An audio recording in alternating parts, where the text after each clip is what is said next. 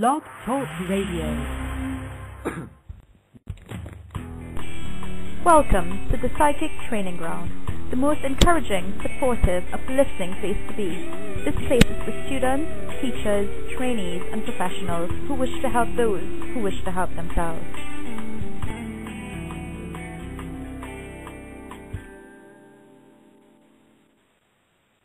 Good evening, good morning, or good afternoon, and welcome to the Psychic Training Ground. Today we have our Law of Attraction panel, our little expert panel on hand to discuss processes, theories, and anything else to do with the Law of Attraction and living a happier life. I like to go through a basic intro of Law of Attraction. Basically, this law states that what you think, feel, and what manifests is all a perfect vibrational match. So anything in your life is attracted to you by what you think and what you feel. So basically this means that you're empowered to choose whatever you put your attention to and draw into your life. And that's really amazing because it allows you to have whatever you want. And that's pretty much the premise from what we work. And the goal is just to experience life and just to feel a little bit better. If you were to take one thought, one affirmation away, is can I feel a little bit better about as many things as possible? If you could truly do that, then you'd have life sorted. So that's pretty much the basic of what we work with. Today we've got a lovely guests and hosts, Ishara and Anthony. We'll just be discussing what we do and how we so-called apply the Law of Attraction processes in our lives to help us create a more joyful experience. Just a couple of reflections I've had this past couple of weeks. The first was actually today. It was funny because I'm looking for a pair of shorts to go on holiday with. I'm going on an Abraham Hicks cruise at the end of the week, heading off to Panama, and I wanted just a nice pair of white shorts, just to take with me, very, very lightweight and perfect for the summery weather. And I was looking for them in the week, and I went around to all these shops and I just couldn't find it. I realised that it's not quite summer yet, so the shops might not have it. But I thought, you never know. And today I was walking around the shops, and then I thought, this shop doesn't have it, this shop doesn't have it. And then I stopped and thought, hold on. What is it that I do want? And then I just thought, clearly, I just want to have lightweight shorts, perfect length, perfect waist. And then guess what? I walked into the next shop, and there it was, straight in front of me. So it just shows that if you can change your thoughts and really focus on what you do want, then you can bring it into you quite quickly if it's unresisted. I think Ishara is going to be talking about that today. It's called a process called pivoting, where you just sit there, take whatever you're thinking or feeling, and then switch it. The other experience I had was with a friend. We went to a class together, and at the beginning of the class, the teacher went round and said, who wants healing? So we all went round and spoke of anyone who we thought might, need a bit of love, a bit of healing. And when we got around to my friend, she said, I want my auntie who has cancer and a friend of mine who's not sleeping properly to be well. And so we did a meditation. And then she texted me yesterday saying, it must have worked because my auntie got out of her treatment a lot faster than we anticipated. And my friend told me he's actually sleeping a lot better. So, I think the healing did work. And I said to her, yes, it did, but not because everyone sat around and meditated for your friend. What you were able to do was what any of the famous healers did, was you're able to picture something or somebody in their pure light. When you hold that vibration of them, then you can positively influence them. So you might say, but she didn't tell them that she was doing this, and she didn't have any necessarily physical experience with them. It's not like she went to heal them physically or whatever. But in this vibrationally based universe, what she did was send out a pure thought of them in the wellness. She held to it and kept it to herself, and therefore was able to offer this to them and evidently influence them. And that's kind of leading to what all of this is about. It's being able to concentrate and keep your attention on how you want things to be, because the reality of it is that you might have zero in the bank, or you might not have your soulmate or no job, but you have to hold to that vision so purely that you can keep that pure vibration. And truly do. When you offer that vibration, the universe will offer it to you. So that's pretty amazing. And to be honest, that's what many of the entrepreneurs are doing. Apple computers who have invented the iPad. Well, very recently, the iPad has created a whole new market. When I remember when it first started, a lot of the competitors and newspapers were saying, "Is this really going to happen? Is this going to take off, or is it going to be a failure for them?" But as we've seen, what they've done is a whole new industry, a whole new business format, and now everyone wants to get on the bandwagon. So I think that's really amazing to show what pure vibration and clarity of vision can really achieve when you really hold to it purely. So without any further ado, I'm just going to bring in one of our first hosts. Anthony, I hope you're standing by. I'll bring you on now. Hello, Nick. Hello? Can you hear me? Yes, Hello? you're sounding perfect. Hi there, can you Good. hear me? Yeah, I can, yes, yep. Cool. How's it going?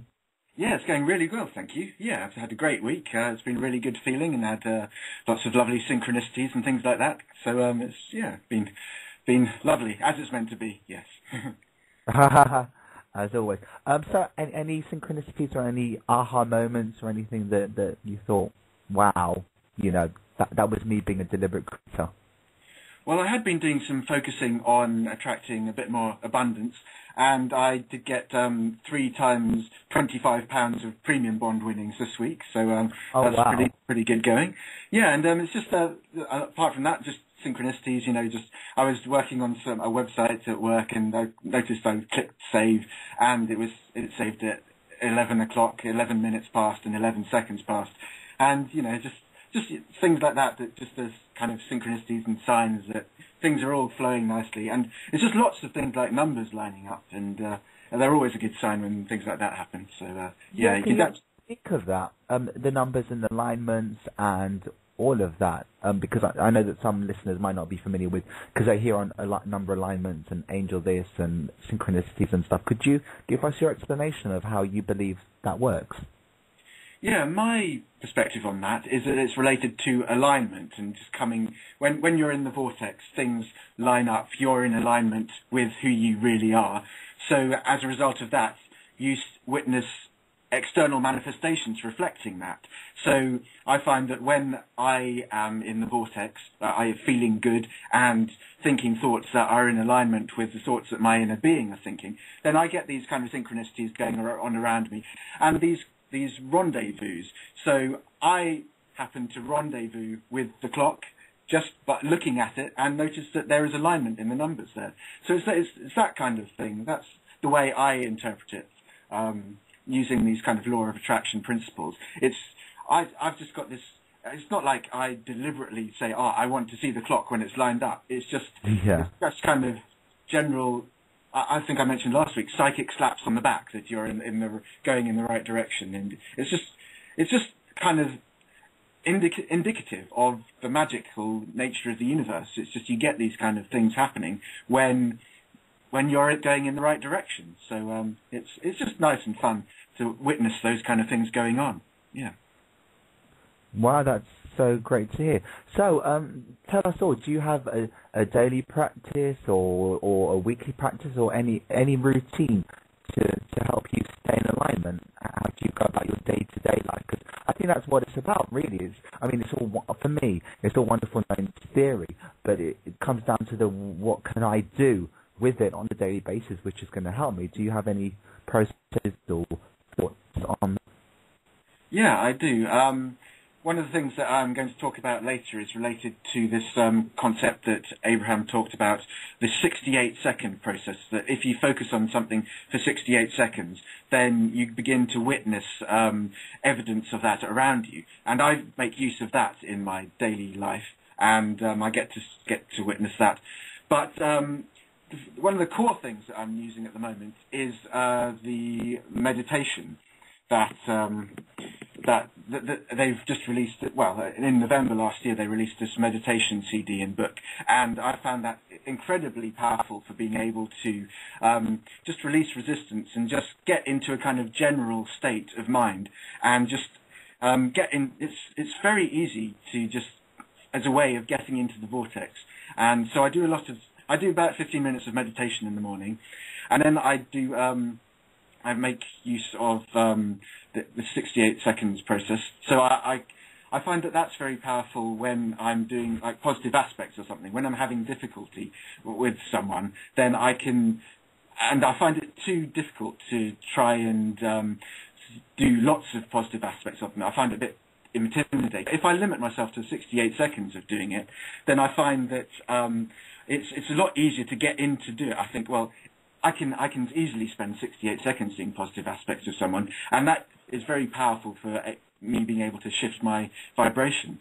And in addition to that, I give myself about 5 minutes before I go into work each day that I can do any process that I want to do. So, because you know that they talk about when you're doing processes, there's no point doing a rampage of appreciation if you're feeling really down, because the vibrational difference is too great. So what I find that I do is I find a process that is kind of going to help me feel a little bit better than I currently am. So I just allow myself some time to be able to do that. So it could be positive aspects. It could be doing something like finding a better feeling thought or something like that, or a focus wheel, which are very powerful to get things going. So and that's great when you're kind of in this kind of general state and you just want to try and move things to become a bit more specific. You want to get a bit more into the vortex. So yeah, that's my daily process. And then whenever I'm going through my day, I just decide if I'm feeling inspired to do something, then I do. And yeah, it's great. So. Wow, that's fantastic. Can I ask you, what was your inspiration? Because I know for a lot of listeners and a lot of people coming into the groups and all of that, they're very new, so it does take a kind of almost leap of faith or desperation for them to go from just listening to everyone talk about it to actually doing it. Do you remember how you first started implementing these processes in your daily life? Yeah, it's when I first started reading the material, it was whenever you come to this material, if you haven't got that kind of background, it sounds odd. It sounds out there. So, but I found that when I became more gradual about it, you don't need to take that leap of faith. I found that you can start by looking for little things. You can just experiment with the law of attraction. Try and focus on attracting a £10 note into your experience, trying to attract a cup of coffee from a workmate, something like that. You don't need to, and they actually actively discourage you from starting off by working on your most active and the thing that is your biggest negative thing, or the thing that you've been longing to manifest for such a long time. So when they started talking about reaching for the feeling of relief rather than just trying to get into this stuff purely for the manifestation, then the kind of fear of taking that massive leap disappears. It kind of dissolves. It becomes a non-issue. It's definitely about when you find yourself reaching for the feeling of relief, then that is an indication that you're moving in the right direction, and it's indication that you've turned to move downstream in their analogy of the upstream and downstream. And when you find relief, when you let go, when you let go and let God, or surrender and all of those kind of concepts, then you find yourself being taken by the natural flow of life, and just then, as I say, those kind of feelings of taking the massive leap, they're just irrelevant, because it's a gradual thing. It's about the next logical step. It's not about these quantum leaps that they say are possible. You can take these quantum leaps. If your desire is so strong but your belief is nowhere there, then it's possible to take these quantum leaps, but they're uncomfortable and they don't always last. Whereas if you take it on a much more gradual level, then it's it's all about the next logical steps, and you become a lot more stable. It's definitely a lot more grounded. You don't go, head in the clouds and become too floaty or anything like that. You can be fully active and present in the world, yet have this enormous power, this power that creates worlds at your fingertips. And it's the combination of the two. It's kind of feet on the ground, but head in the clouds as well. So that's the yin and yang aspect of it, just that balance aspect. So yeah, my answer to what you said is that if it does feel like a massive leap, then just calm down, relax, meditate, just take it easy, and just get into the rhythm of this, because it's not meant to be difficult. It's meant to be fun. So yeah, just enjoy the process. No, that's really great. There's so much I could pick out of that conversation and follow up. But one of the things I wanted to discuss is the manifestation, because you said your desire level, and that's what we speak about in the power of allowing.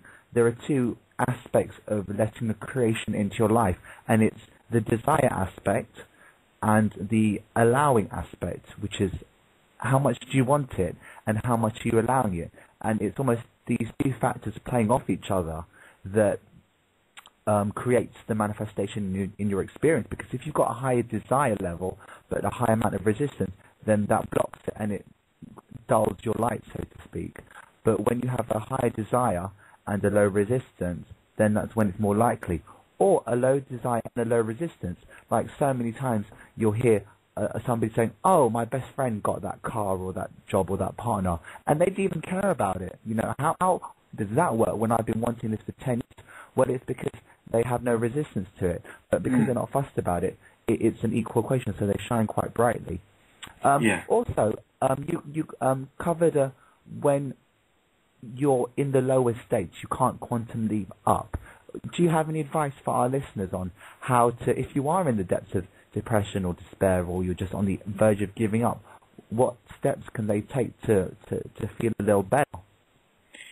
Well, there's this concept called the emotional guidance scale that is in the Ask and It's Given book. And with that, it's got lots of levels of emotion, ranging from this powerlessness to all the way up to joy. And I think there are like 22 steps along that scale. But the interesting thing is that above powerlessness are these emotions of anger and revenge.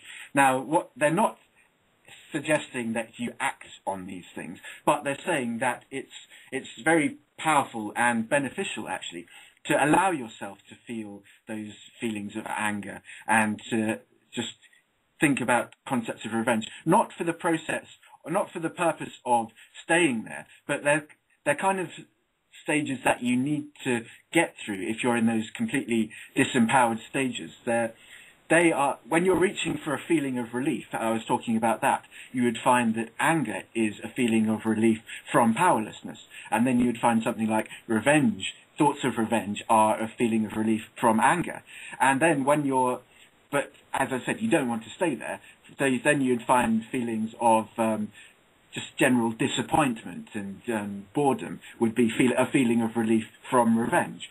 So the idea is that you move through those layers, and then when you've got to a feeling of disappointment, then you can find that it's quite easy to move to an emotional state of hope or something like that, or just something very likely negative like boredom or something like that. So that's the way you gradually shift yourself up the emotional scale, and that's the way that you don't need to take these quantum leaps. You can take those gradual steps, and by doing that you release resistance and you allow yourself to come into closer proximity to the vortex. But you can kind of overthink this thing, and one of the big concepts they're talking about at the moment is deconstructing thoughts and getting down to the emotional level and just becoming more general. So it's when they're talking about, if you're feeling really, really bad, what they're saying is that it's likely that you've become very, very specific about something that you do not want. So they would then suggest that you become more general about what it is you don't want, focus more on the essence. And in the same kind of way, this is kind of an alternative route that is that you can just allow yourself to become from very specifically negative to very generally negative. And then when you get to being generally negative, then you can get to this kind of neutral place, this place that you can get to from meditation. And then once you're at that place, then you can start becoming generally positive. You can focus on the essence of things. And then you can start moving up into, once you've kind of acclimatized to that generally positive state of mind, then you can move up into becoming specifically positive. But the thing that they talk about then is that you allow the vortex to do the work, allow law of attraction to bring you the thoughts. But you're not actively reaching for the thoughts. You're kind of reaching more for the feeling. That's the kind of general intention. And you allow the law of attraction to bring the thoughts that are the next logical step. So that's the way that I have used. If I'm feeling very angry about something, I just reach for relief by doing those kind of processes. Oh, that's so cool. Can you speak, because I don't follow their up-to-date CDs. I'm presuming you do. Is that correct? Yes, I do, yeah. Yeah, I know that they've been speaking about being more general as opposed to specific, and everything has to be more in the vortex or not address it. Is that they're talking about these days, and what are they saying about it? Well, the big thing they're talking about is getting general, because they found that when people are doing the processes a lot, some of because people are coming to the processes with the intention of manifesting something. I want to manifest this. I want to manifest that. Not necessarily from the position of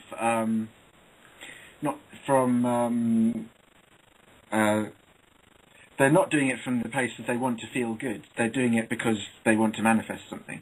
So when you start doing it because you want to do it from a place of feeling good, then it all kind of shifts, and it just becomes a lot easier. So yeah, they talk about becoming more general, and definitely this concept of deconstructing thoughts. They want thoughts to they want you to think less about, to think less and to feel more. That's what they're focusing on a lot at the moment. So yeah, it's an interest. It's kind of what they always talk about, but they're talking about it in a different way. So that's what they always do. They try and find clearer ways of describing what it is that what they perceive as, what they consider to be most beneficial for us.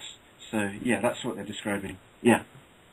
Oh wow, that's so cool. Because I'm not completely up to date with their teachings, but I know that they're slightly altered. Are they still talking about the vortex? And if they are, can you just give us your definition of the vortex?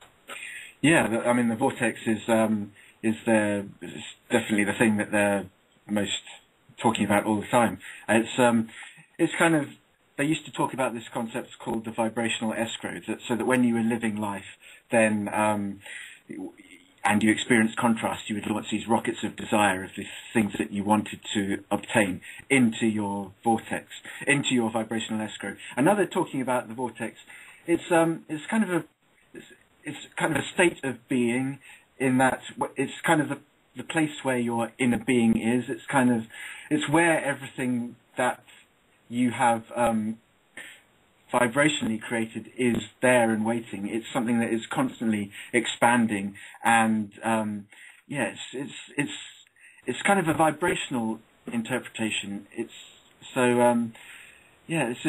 a beautiful place of alignment, but it's not somewhere that has a physical. It's not somewhere physical, but you can experience the pleasure of being in the vortex while being physically focused. So, yeah. Do you want me to talk about how I make use of this 68-second process? Yeah, you read my mind. Yeah. Okay. So Good. Start out of the premise. That'd be great. Okay. Well, I thought the best way to start would be to just read a quick section from Ask and It's Given. Okay. So this is from page 109. So With only a few seconds of focusing your attention on a subject, you activate the vibration of that subject within you, and immediately the law of attraction begins to respond to that activation. The longer you keep your attention focused on something, the easier it becomes for you to continue to focus upon it, because you are attracting, through the law of attraction, other thoughts or vibrations that are the essence of the thought you began with. Within 17 seconds of focusing on something, a matching vibration becomes activated. And now, as that focus becomes stronger and the vibration becomes clearer, the law of attraction will bring to you more thoughts that match. At this point, the vibration will not have much attraction power, but if you maintain your focus longer, the power of the vibration will become further reaching. And if you manage to stay purely focused upon any thought for as little as 68 seconds, the vibration is powerful enough that the manifestation begins. Okay, so that's kind of the foundation of how that works. And the way I go about using this is that when I'm going through life and I experience some contrast, i.e. something that I don't want to experience, then I'm more clearly aware of what it is that I do want.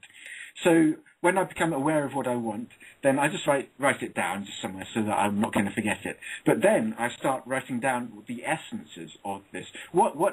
What is the essence of what it would be like to have that thing there? Then when I do that, that's becoming more general. That's kind of breaking it down. That's kind of deconstructing it. So but then I have those things written down, and they're things that I can focus on. So if I wanted to manifest a house, I'm not focusing on specifically what it looks like. I'm not looking on where it is, or how many bedrooms it's got, or things like that. Things that could easily spit me out of the vortex if I'm being too specific too early. I'm focusing on what it would feel like to be there. So I'm focusing on kind of if suppose the contrast that you've experienced from the old place is that it's very noisy, then the essence of the new place would be something that it's very tranquil, and it's things like it's easy to get to, it's easy to find, it's easy to have friends over, things like that. So they're kind of very general things. And then I start using the 68-second process. As I mentioned earlier, if I'm finding that sometimes if you're not close to the vibration of what it is that you want, the idea of doing these processes can be a bit off-putting. But if you limit yourself to just doing it for 68 seconds, there's a lot less resistance there.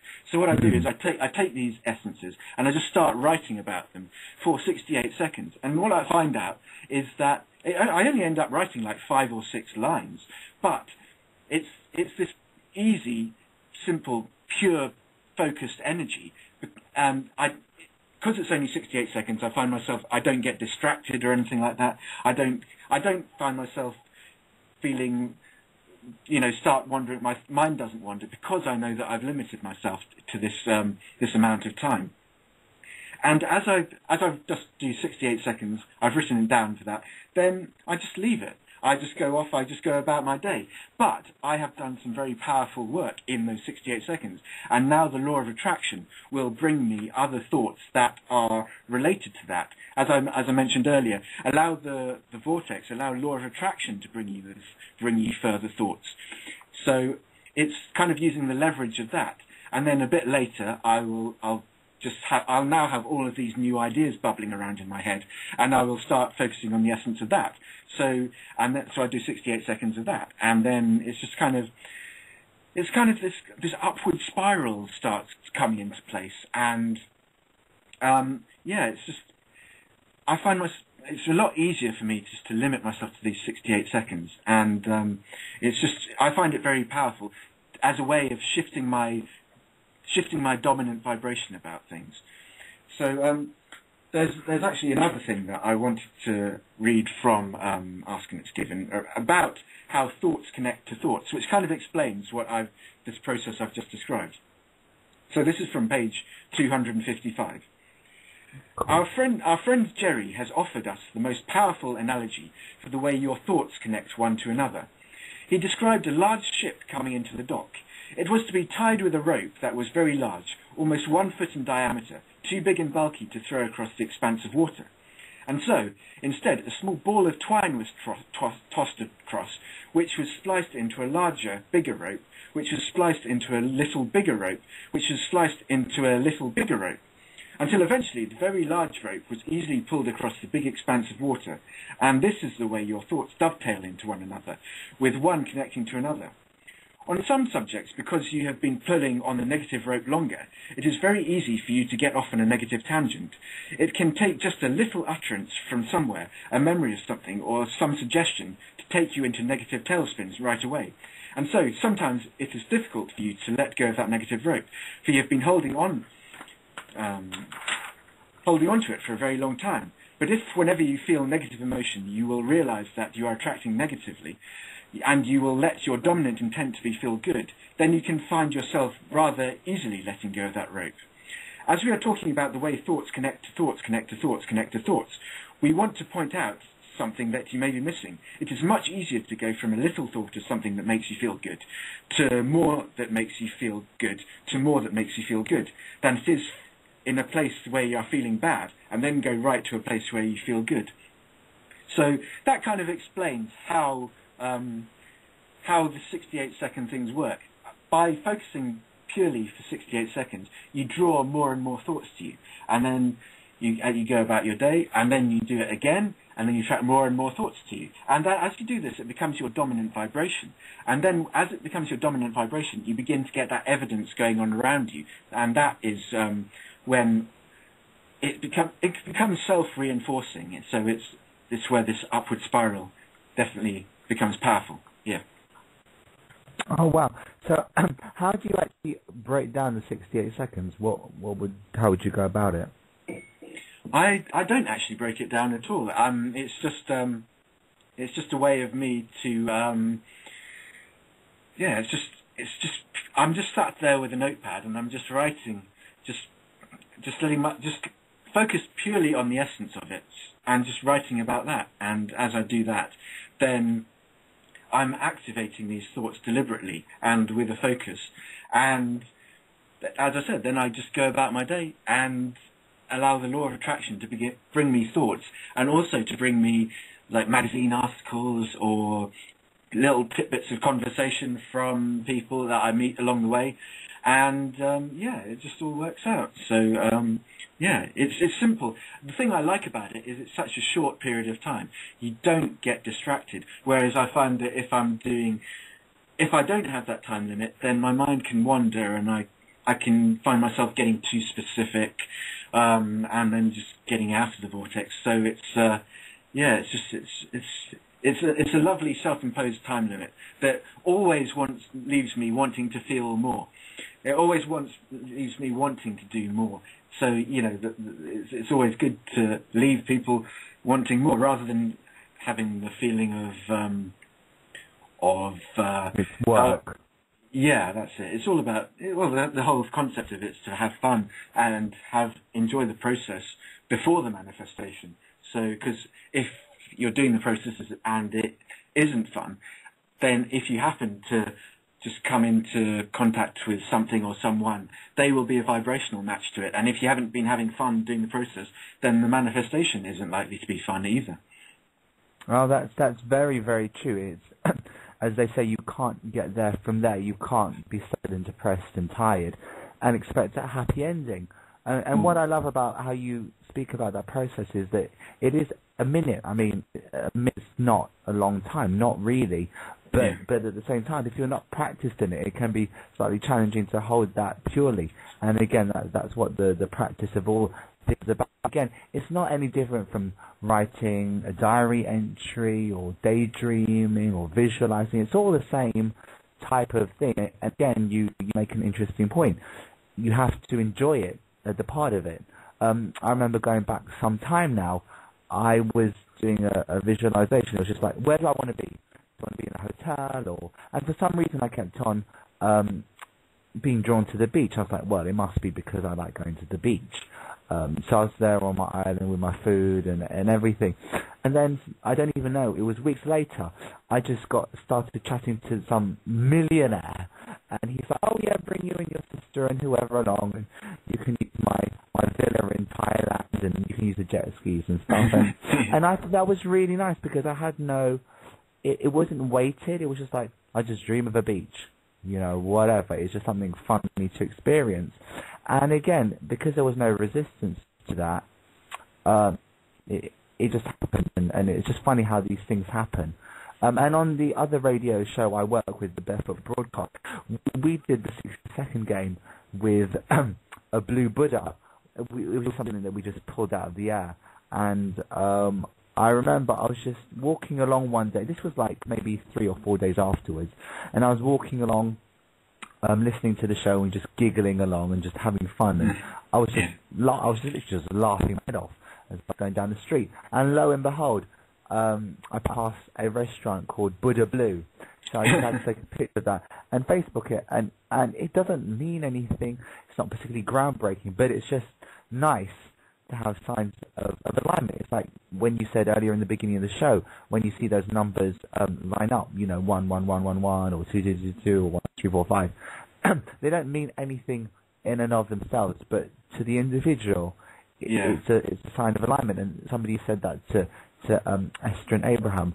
Did you, Abraham, go back in time and alter the number so that when Esther woke up, she said 2 2 2 2 2? And Abraham said it's not really like that. It's just that you rendezvous with all these little things. And to Esther, those numbers mean alignment. It means she's going along the right way. So for her, that's how it manifests. But for Joe Average, it probably won't mean anything because that's not how they get their signs of confirmation. So again, it's just these little signs that you're going along and you're on the right. I mean, the real test of that is how do you feel? But it's always nice to get these confirmations along the way. Just want to say a shout out to Ishara, who should have joined us, but she's having a little technical difficulty. Hopefully we'll get her on. Otherwise, I'm quite happy to chat along. And just to say hello to everyone in the chat room and who's listening to this in the archive. Happy birthday to Angel if you're listening. We're sending you lots of love. And hello Cindy's Mountain, Ruby and our guests. So did you have another process that you wanted to talk about, Anthony, or do you want us to give the 68 second a go, or how did you want to go about this? Sorry, can you repeat that, the last bit? Did you want us to do the 68 second, or do you have another process that you want to start? Well, I'd just say that my the other favourite process that I have is definitely the meditation. And yeah, I was. Have you actually seen the new Vortex of Attraction website they've got going? I've seen it in passing, but not properly. Yeah, so there's this new website that they've got. I'm not sure if it's been officially released or it's still been in development, but it's called vortexofattraction.com with hyphens between each word, and it's kind of I think it'll be in addition to their existing Abraham-Hicks site, but there's a poll on that site for future, because apparently they're going to do another meditation CD, which is related to specifically on the topic of relationships, and there's actually a poll on that site where you're allowed to choose. Well, you can vote in what. You can vote for topics you want them to do meditations on.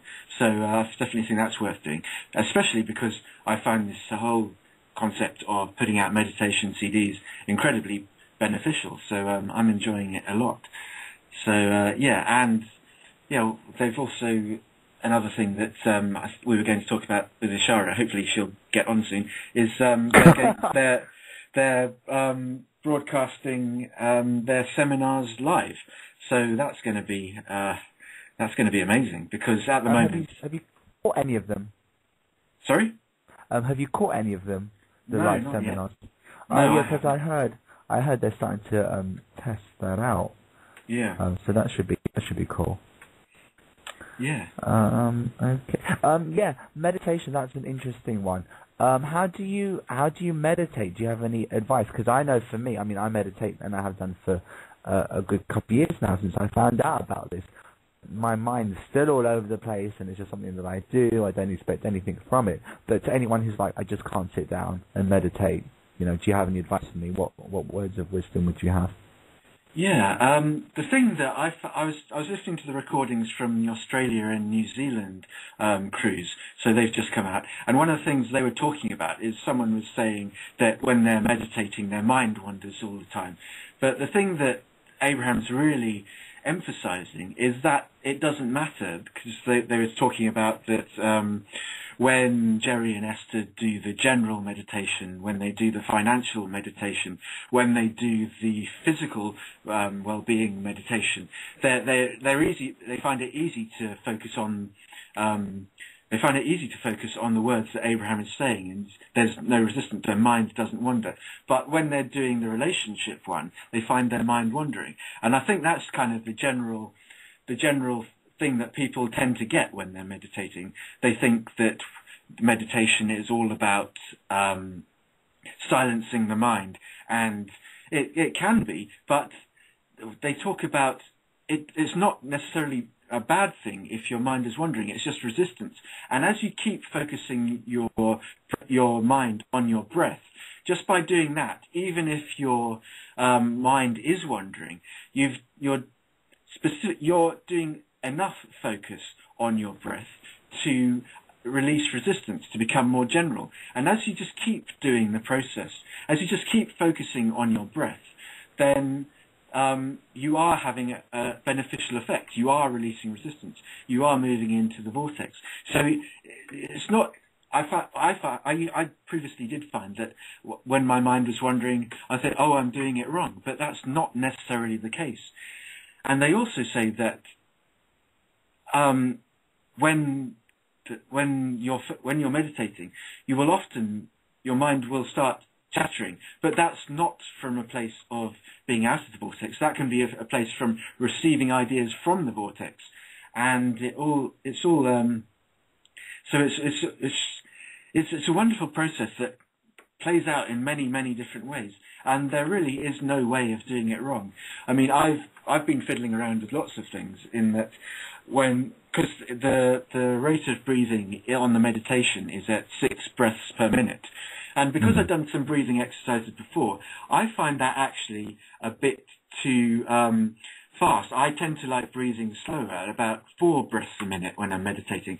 So I put it through things like, the other day there's this open source audio editing software called Audacity, and I slowed it down using that to about 4 minutes. So I kind of stretched it to 22 minutes. So I've just been fiddling around with things like that.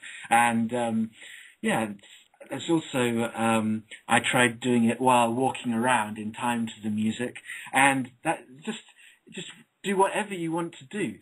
On the recording, they said they were getting lots of messages from people saying, should I be breathing through my nose? Should I be breathing through my mouth? Should I be standing up? Should I be lying down? And Abraham's answer to that question was yes. So it doesn't matter. The answer to the question, should I breathe through my nose or should I breathe through my mouth? The answer is yes. The answer is whatever feels good to you. It doesn't matter. So it's kind of, the whole process of it is just to feel better by doing it. So you can kind of overthink it, whereas the whole concept of it is not to overthink. It's kind of to become more general and things like that. So just take it easy and have fun with it. And as I said, when I was walking around and getting movement and things like that, it was it's good to get the body moving, to get the physiology going. But that's just things to try about. It's just have fun with these processes. So yeah.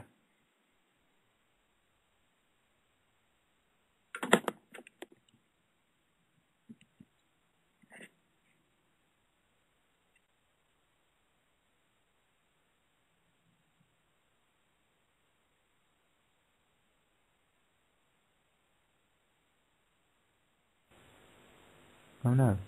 Hello? Hello, yeah? Oh, did you hear Hi. what I just said, or? No. I think I was muted. Okay. Just talking to myself. That just to repeat myself, is very much how does it feel when you do it? There's no one way. It's not prescriptive. It's very much when you do your process or when you're doing whatever it is, how does it make you feel? And that's your indicator as to how it's going to turn out for you. And it's very much tuning in with that. It is very much checking in with your gut, your solar plexus. For me, I think that's the most important thing that I've taken away from all of this. Is very much how does it feel when I'm doing this. And these days, something can't get on my nerves too much without me saying, okay, this doesn't feel good. I either have to take my mind off it completely or just work it into a better fit place, because I'm not allowing myself to let the emotion get ahead of itself, because I know that that's when it'll lead to a manifestation which might not be pleasing. But on the other hand, sometimes you have to experience it just to get it off, and then show yourself that, you know what, it's not that big a deal, I'll let that go. Because I know that a few times I thought, okay, I don't want this to happen, I don't want this to happen, I don't want this to happen, and I know I shouldn't be thinking that, but it's like I just have to let it go. And then boom, it happens in my experience. But then I sit there and think, well, you know what, it wasn't that bad after all. I dealt with it, I'll let that go, I let it, you know, I experienced it, I dropped it and I moved on, you know, what next? So, you know, that's why people can't get too hung up on, oh, I can't be thinking this, or I can't be feeling that, or I can't be doing this, because it's just experiencing it. There's no wrong at all. And no matter how bad it may be at one point, you know, when you get out of it, things are going to be so much bigger and so much brighter. All of the top people have had their dibs and dabs of contrast, but now they're living it hugely. I remember Beyonce, years ago when she was in Destiny's Child, she went through 2 years of depression. She just couldn't eat. She couldn't do anything because she was getting so much hate mail and negative press about how band and musically she's turned out. But that made her a lot stronger. And when even Rihanna, her little incident with Chris Brown and all of that, all the media, when you listen to their interviews, and Lady Gaga and everyone who's doing really well now and who seems to be in alignment with what they want, when you and read their interviews, they're like, you have to live yourself. You cannot get dragged into what other people think of you, because that'll tear you off. Because especially with the lives that they lead, they've got 20 million people wanting 20 million different things from them. At the end of the day, you just have to say, what makes me happy? What can I do to feel good? And ironically enough, when you really are in pure alignment with that, then everyone who's in your vicinity will join you and be happy with you and applaud you for your decisions. But because you've got to that place where you don't mind, you know, you're like, oh, well, it doesn't matter, I'm over it. And that's the kind of focus. And it's not give a rip what anyone else thinks or does. You just have to pay attention to you. And you have to be selfish.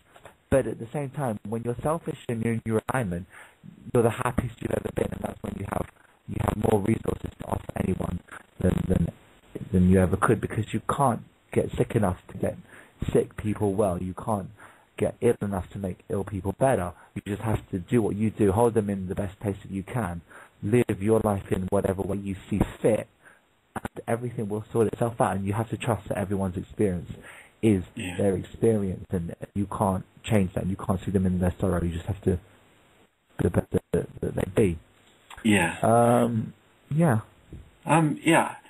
Okay. I can talk about another process if you like. The wouldn't it be nice if process is one. Oh, yeah, that's a nice one. Yeah. Well, actually, I've just been. I wrote a blog post about actually extending the wouldn't it be nice if process kind of into different places along the emotional scale. But I'll just cover the initial process. This is kind of the wouldn't it be nice if process is kind of a very whimsical process. If you're if you have an idea of what you want, but I'm just kind of, I haven't really thought about this process since coming across the vortex.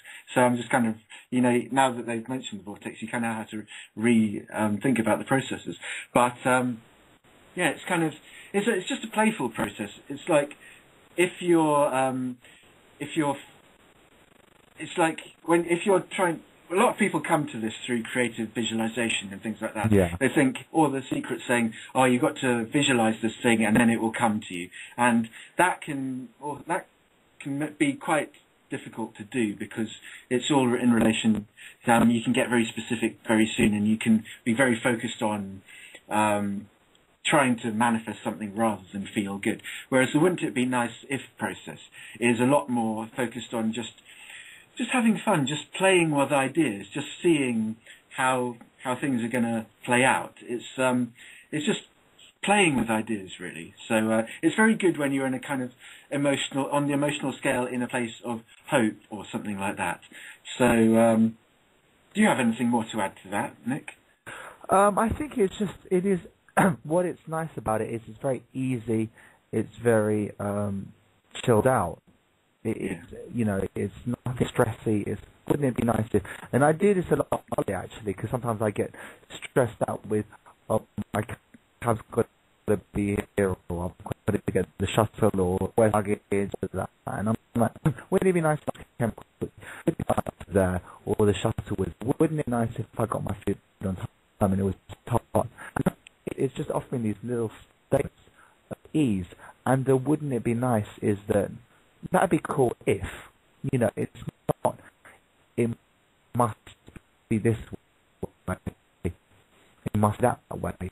Actually, it brings them to, what you said about being specific, how do I ease off about it, and how do I keep general about something that I really, really want. And the way to do that is to ask, how would it make you feel?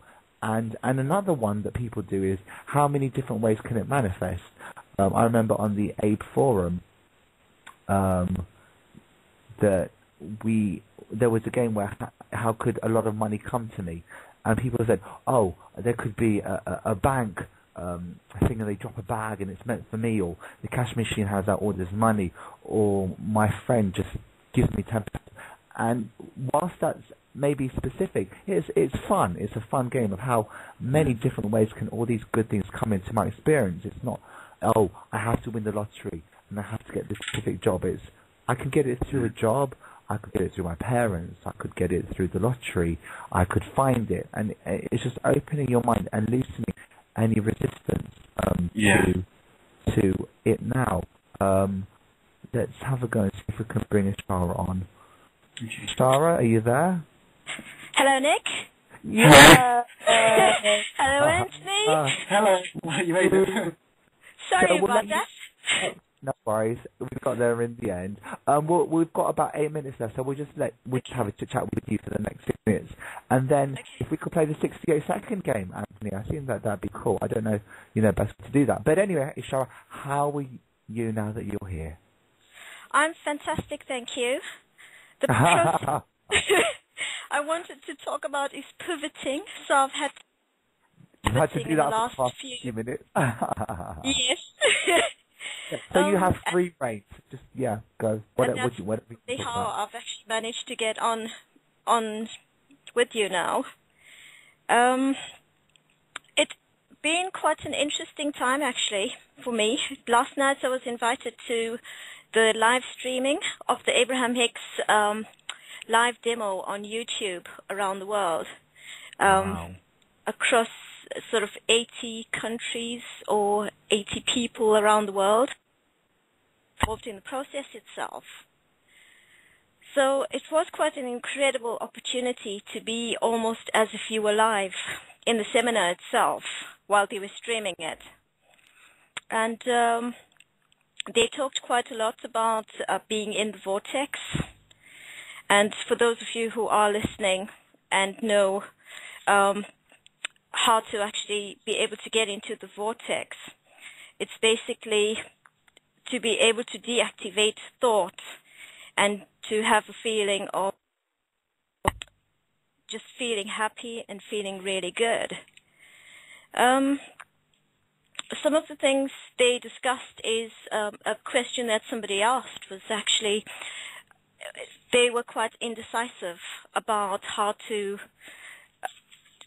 actually manifest things for themselves. So Abraham actually discussed how they should actually do that. So I can quickly share with you if you want. Yeah, we've got about three minutes left. So go ahead, go straight away. It's basically, they said that you need to literally stop and just deactivate thought. You can use meditation to do that. and stop the lack feeling and literally focus on what you want. And that's what the pivoting process is. If you're having sort of negative emotion or having a bad experience, to change the thought around and think, what is it that I want from this situation or circumstance? So it was quite interesting in terms of how they actually aligned somebody up with actually deactivating the negative vibration and activating them into the vortex situation, which was really interesting. So I just wanted to share that, basically. I know we're stuck for time, so I probably don't have too much more to go into.